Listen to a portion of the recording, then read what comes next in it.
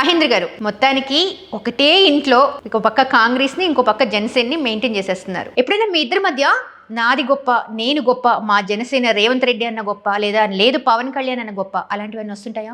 ఇప్పటివరకు అయితే రాలేదండి. ఎందుకంటే సపరేట్ స్టేట్స్ కాబట్టి, అటు ఆంధ్ర ఇటు తెలంగాణ కాబట్టి ఆ సిచ్యువేషన్ అయితే రాలేదు. ఓకే. ఇక గొప్ప అంటే తను వీరాభిమానం, నార్మల్ అభిమాని కూడా నేను చెప్పలేను. తను బీయింగ్ అన్ యాక్ట్రెస్, ఈ ఇండస్ట్రీ ఈ ఫీల్డ్ లో ఉండి కూడా చిన్నప్పటి నుంచి డై హార్డ్ ఫ్యాన్ అనమాట.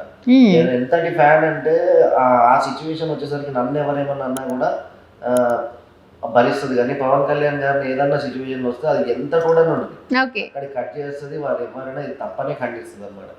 అంత పిచ్చి అభిమానం అనమాట. అందుకే తన ముందు ఏదైనా పవన్ కళ్యాణ్ దీని ముందు 3 పెళ్ళిళ్ళు అయ్యే చాలా మంది మాట్లాడారు కదా, ఆ న్యూస్ లో వస్తున్నప్పుడు కూడా దీన్ని ఈజీగా రియాక్ట్ అయిపోతుంది అనమాట.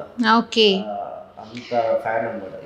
పవన్ కళ్యాణ్ ఇప్పుడు డిప్యూటీ సీఎం అయినా కాదు, కానీ ముందు నుంచే డైహార్డ్ ఫ్యాన్. ఇప్పుడు మరి మీరు రేవంత్ రెడ్డి గారికి ఎలా అండి సపోర్ట్? అంటే ఎప్పటి నుంచి అసలు మీ జర్నీ ఏంటి?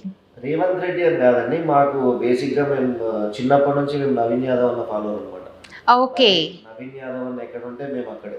నవీన్ యాదవ్ అన్న సైన్యంలో ఒక సైనికుడు నేను చెప్పుకోవచ్చు. సో తను ఎలా వెళ్తే ఆ దారిలో మీరు వెళ్తారు. ఇప్పుడు ఆయన కాంగ్రెస్ లో ఉన్నారు కాబట్టి మీ సపోర్ట్ అనేది కాంగ్రెస్.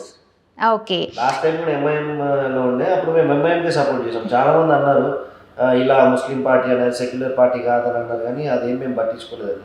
కేవలం నవీన్ అన్న ఏ డైరెక్షన్ లో పెడితే మేము కూడా అదే డైరెక్షన్ లో వెళ్ళాలి. అట్లా మేము ఆ యూత్ అంతా కట్టుబడి ఉంటాం అనమాట.